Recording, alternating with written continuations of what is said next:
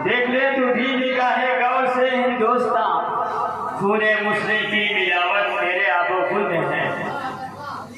हमारे माजी के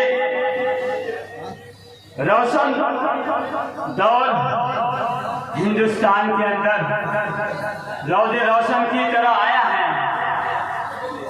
हमारे सलातीन ने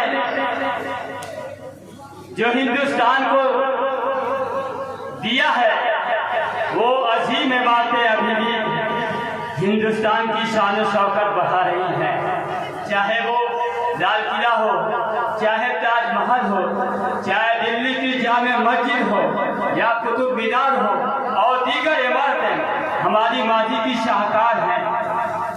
हमारा माजी भी मुस्तक़बिल था और इंशाअल्लाह हाल भी मुस्तक़बिल रहेगा।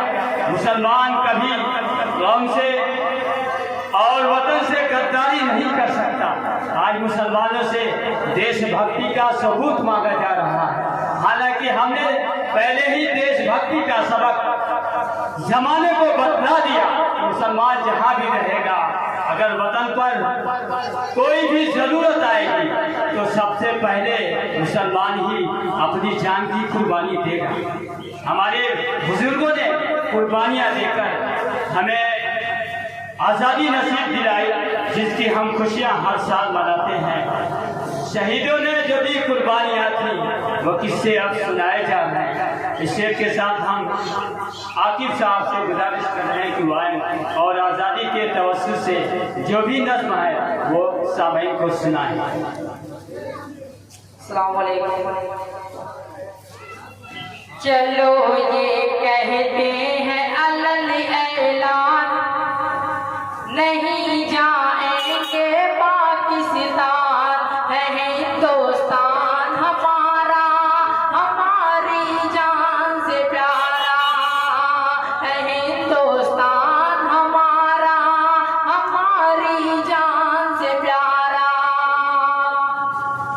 तुम करो आरती मंदिर में, मस्जिद में अज़ाने देने दो। तुम करो आरती मंदिर में, मस्जिद में अज़ाने देने दो। ये देश मजहब का संगम है, वीरान इसे ना होने दो।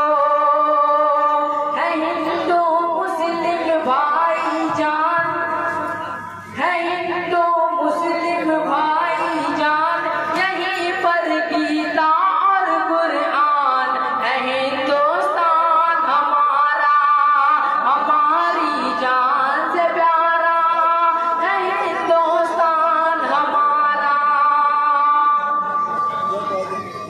अब मजहब के